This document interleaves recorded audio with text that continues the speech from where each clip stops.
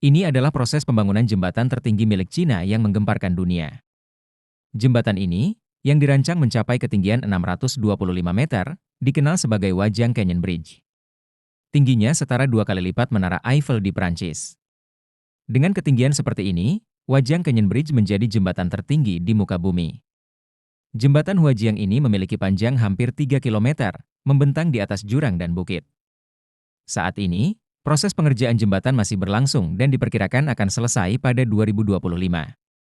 Ketika selesai dan resmi dibuka, waktu perjalanan untuk menyeberangi bukit dan lembah di area ini akan berkurang dari sekitar 70 menit menjadi hanya sekitar 3 menit dengan mobil. Hebatnya lagi, jembatan menakjubkan ini dibangun oleh para insinyur muda Cina. Dari 45 insinyur yang bekerja sama di proyek ini, 32 diantaranya berusia di bawah 35 tahun.